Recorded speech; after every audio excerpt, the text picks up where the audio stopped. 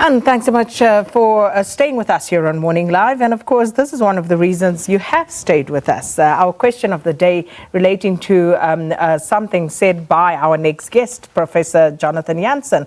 And I just want to start off with a quote. I'm sorry to be the bearer of bad news, but the school year is over, and this is what the new reality means for your child. And Professor Jonathan Jansen, who of course is an education expert, has once again spurred crucial debate right here on Morning Live on our Twitter feed as well about this particular subject, saying that the rest of the school year should be scrapped and that learners should be progressed to the next grade. And Professor Jansen joins us now, and he's going to talk to us about these proposals that he has been putting forward, and he joins us via Skype. Professor Jansen, thanks so much for your time this morning. Good morning. So, Professor Jansen, I think a good place to start would be to tell us, in your own words, exactly why you believe that this school year should be scrapped. Sure. So, first of all, we don't exactly know when schools will be reopened nor how they will be reopened. But what we do know is that when schools are eventually opened, they will not be able to proceed as usual for two reasons. One is that the CAPS curriculum of schools is already loaded even without a disruption of this kind. And so it is completely unfair and unreasonable to ask teachers to try and make up all of that lost time, within the remaining days. Secondly, this is not a disruption caused by things we're familiar with from the past, like a teacher union strike. This is a closure as a result of a pandemic. And therefore, when teachers and learners come back to school, it is completely unreasonable to expect them simply to switch on as if they are not afraid, they are not frail, they are not tired, they are not concerned about themselves and others. So my biggest fear is that the Department of Basic Education treats this as yet another way in which you can simply cancel the holidays, use some of the weekends, and we're going to cram in as much knowledge as possible and then have kids sit for the exam. That is highly irresponsible. So it's no secret even now that children from better off families that are well equipped, they are able to actually advance their education at this time. And then you juxtapose that with children who come from families who not only don't have the means, Professor Jansen, but who may be faced with parents who cannot help them in terms of this curriculum that they need to cover. Or we often forget that we also have child-headed households in this country. That's a very important point. And so one of the consequences of reopening schools is that you will see the inequalities that already exist will be exacerbated, because while we were away, the 20% of schools, in our estimation, have continued to have online learning because they have bandwidth, because they have laptops at home, because they have schools, with Google platform facilities and all of that kind of thing. But for 80% of our kids, there is no such facilities available yet. And so to simply reopen as normal is to almost ensure if that the rich get richer, if you know what I mean, and the poor get poorer. This is just wrong. I don't think we should try to cram everything we've lost into the rest of the school year. It will make a bad situation worse. And of course, we all know, we all keep saying that it will not be business as usual. Life will never be the same post this COVID pandemic. And you think about things like classroom size and social and physical distancing as we are experiencing it now. How are these sort of factors going to impact on the schooling environment should we then decide to continue and continue as COSAS, for example, says a professor, just by taking those holidays and weekends and continuing? Look, you're raising really crucial points. Now, I visit schools for a living. That's what I do. When I go to school in Amanzimtoti, and I'm not making this up, or in Ganubi, in the Eastern Cape, and you literally see 90 to 100 kids in one classroom. What does that say about social distancing? It says that when we devise policies, both social policy but also educational policy, the norm we have in mind is a middle-class school, a middle-class family, a middle-class community. This is, can you imagine what will happen if there's a second and third wave of coronavirus infections simply because we have, reopened prematurely, put kids into these incredibly dense classrooms with teachers, our educators, our frontline personnel, and pretend, that we can somehow rush towards the final exams without serious health consequences.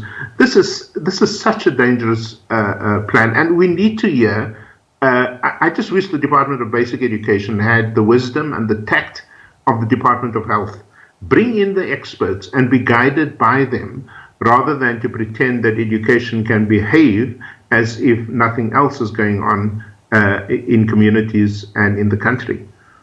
Now, Professor Jansen, I'm sure everybody wants to know, when you say, okay, scrap this year, how is it supposed to work? What's supposed to happen? You have matriculants who are hoping to go to tertiary institutions next year. So break down for us your thinking in this regard.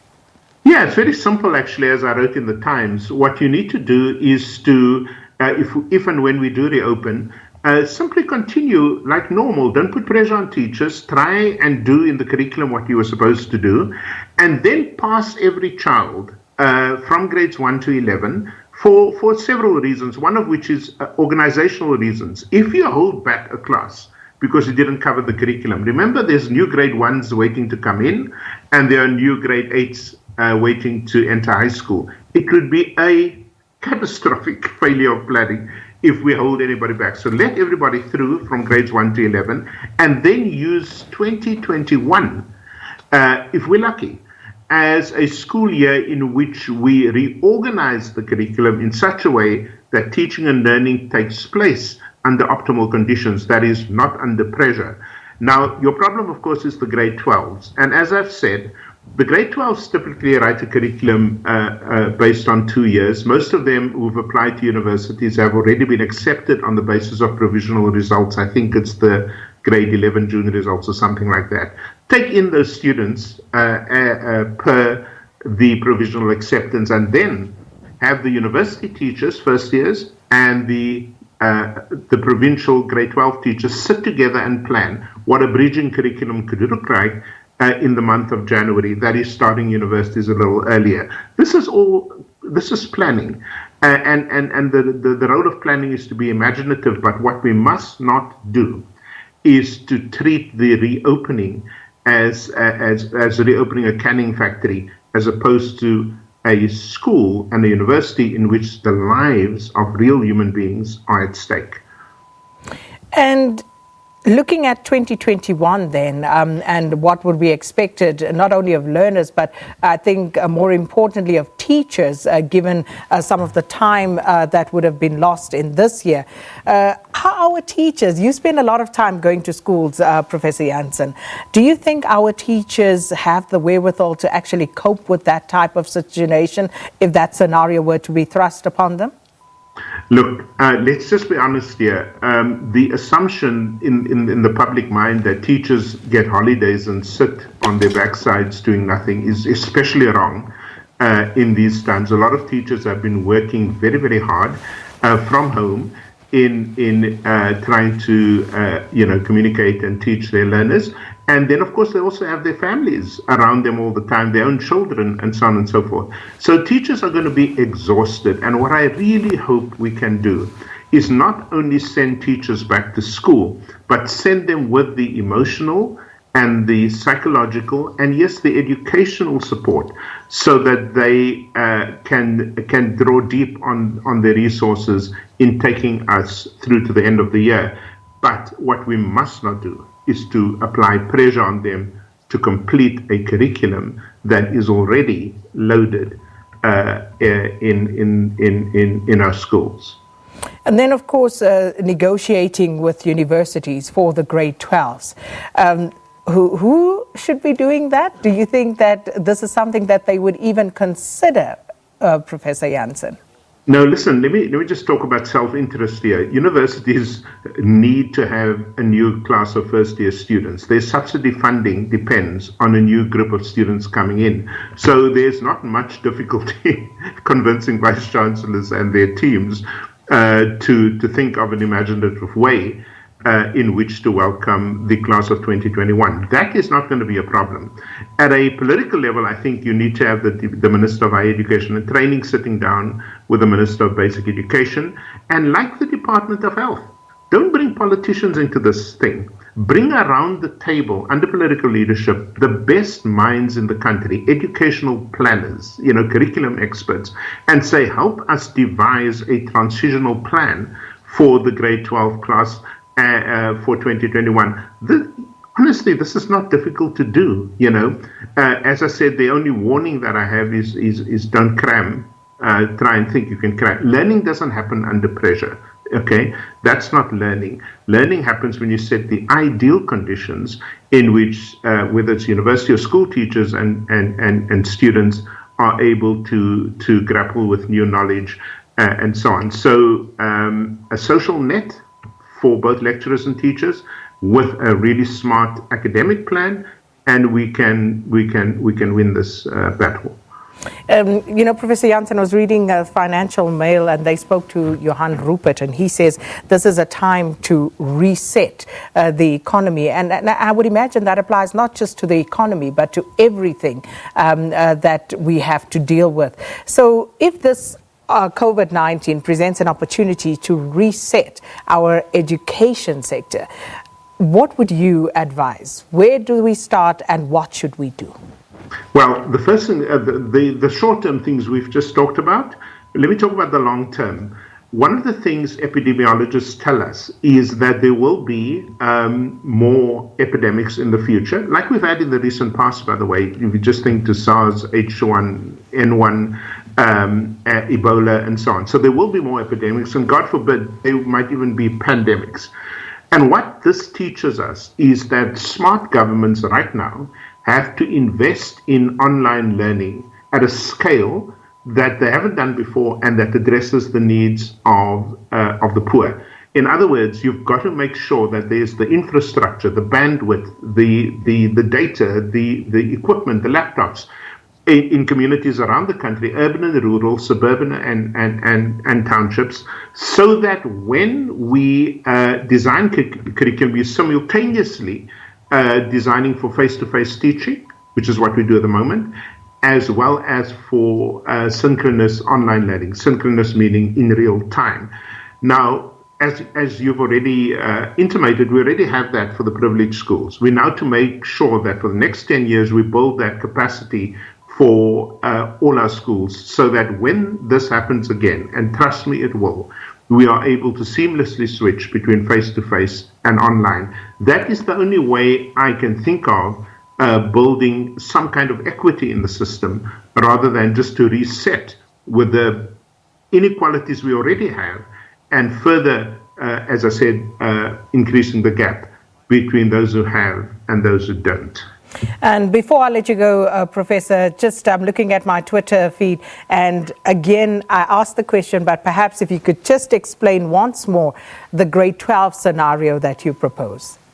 Look, if we open and there's enough time left in the school year, then I think we should try to work with the necessary social and emotional support with students to write a new matric exam. Remember, the matric exams are already set for the different subjects. You now have to charge those examiners with resetting a reduced exam for the matrics to write if we open in good time, and so on. If we don't, then I propose we simply, especially for those, because this affects those going to colleges and universities, that for those students, we accept them on the basis, on their provisional acceptances, and devise a bridging curriculum for the month of January in in a conversation that has to happen between first-year university teachers in the different degrees and matric teachers. Those are the two scenarios I think we should work with. Professor Jansen, thanks so much for your time this morning. Professor Jonathan Jansen is a professor in the Department of Education Policy Studies at Stellenbosch University, and of course an education expert discussing with us his suggestion that the academic school year be scrapped because the lockdown due to COVID-19 is highlighting, amongst other things, the ongoing inequalities in our education system. And as he says, go back. Don't try to cram everything into the time that's left.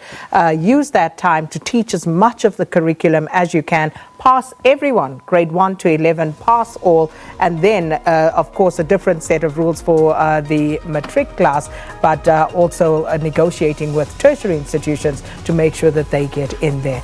I hope I've just kind of summarized that as best I can. All right, with that, let's take a quick